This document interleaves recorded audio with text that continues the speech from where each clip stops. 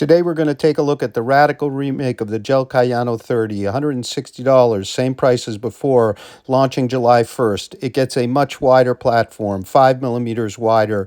It has 4 millimeters more stack height than the 29 of a new Flight Foam Blast Plus Eco, which is 24% bio-based. It has a wider platform, as you can see, than the 29, and its support mechanism is called 4D guidance. It's really a soft plug of foam instead of the sidewall of firmer foam, which the 29 had.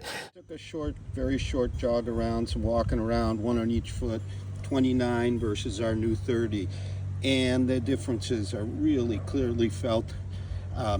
There's considerably more cushioning in the forefoot feel than in the 30 than the 29. There's also less pronounced kind of wall of support because we don't have the light truss. We now have the 4D guidance, and at the heel also softer due to the new pure gel. Now, as I said before, we've got 5 millimeters more width of platform here in the 30, and so the stability is coming as much from the width as any add-ons. And so I'm going to take them out for the run and tell you how it all goes, but quite plush and supportive here. So it's a great new option. I took them out on the New Hampshire coast, and I've got to say, this is one very fine max cushion. The runner needing some pronation support. Its copious outsole provides a lot of response to go with the soft, deep cushion here. I took them for a 10K run along my usual test route along the New Hampshire coast. Flower season, they smell good too.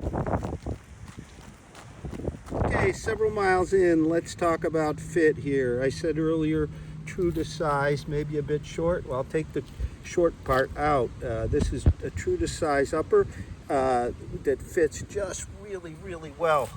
Very secure, complete lockdown everywhere, without being kind of overwhelming through the toe box and the midfoot. It'll be hard to see, but we do also have a gusset tongue, smart, and this kind of more pliable upper. Without one, I think we'd be in trouble. And then ASICS also calls out as that they have fewer overlays in the mix. And there's our tiger logo.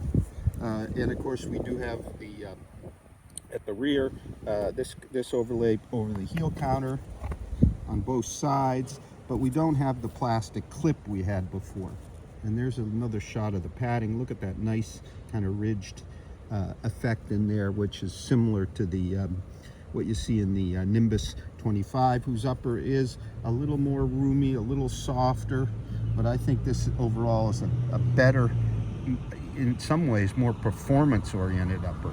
I think there's some stretch to the knit, the engineered knit. At the heel, we have a very comfortable, if massive, heel counter. It doesn't have a high feeling. Sometimes that can bother, you know, with the heel counter here, or the ankle collar rises, it can bother. Not so here. So all the support is held way down lower, and you can see how high it is. There is that overlay, I think, helping things. Maybe I'd like to see a little less massive heel counter, but this is, after all, the Kayano, and here's what the original one looked like. You can see the rear support thing has always been big in design of the Kayano, but here I think it could save some weight by reducing that. So let's talk a little bit about ride. Okay, so as you saw, I was running along the New England coast, pretty flat course, but a little bit of a hill here coming up to this beautiful spot here on the back street. Ooh, look at those stone walls. Now let's talk a bit more about the ride. So ASICS says 4D guidance.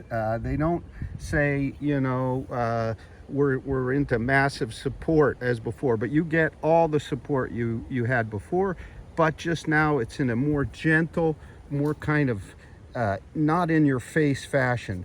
Even though the color is different here, this 4D guidance insert is really not much different than the outer foam in terms of firmness.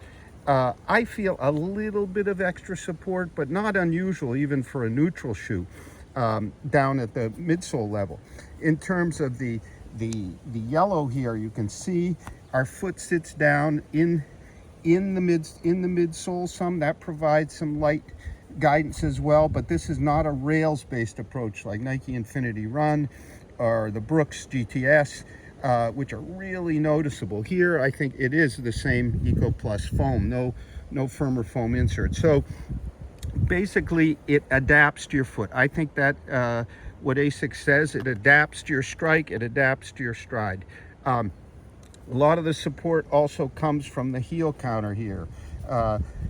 Massive as usual in the Kayano. It's sort of a trademark, but not over the top. As I said in the fit section, maybe a bit less, but I think that might detract from the support chops here. The pure gel insert, 65% softer. In the Eco Plus foam midsole, Flight Foam Blast Plus, really takes any edge off without anything being mushy on heel landings. I think the geometry here is far superior for me than the Nimbus 25, and here's what the underfoot of the Nimbus 2025 looked like. The Nimbus 25 has more stack height at 41 and a half, 33 and a half, but not that much more, a bit more at the forefoot, a bit more at the heel. But what it really doesn't have is this really cool decoupling. Sort of reminds me of what Mizuno does, and that allows me to really flow through smoothly from this big broad heel, 95 millimeters wide, 80 at the midfoot, 115 up front. In the Nimbus, I struggled to get past the heel, and then I struggled to toe off. Here, I think the decoupling, but also this thick rubber here, see the thick rubber, does add to weight. But I think with this relatively soft foam, it adds the response and pop to get you forward. Whereas through here, the blown rubber component, this being firmer stuff, provides a bit of support along with the 4D insert. A lot of the support probably from the outsole. The toe off is very smooth, not awkward at all. I found the Nimbus toe off quite awkward, quite stiff.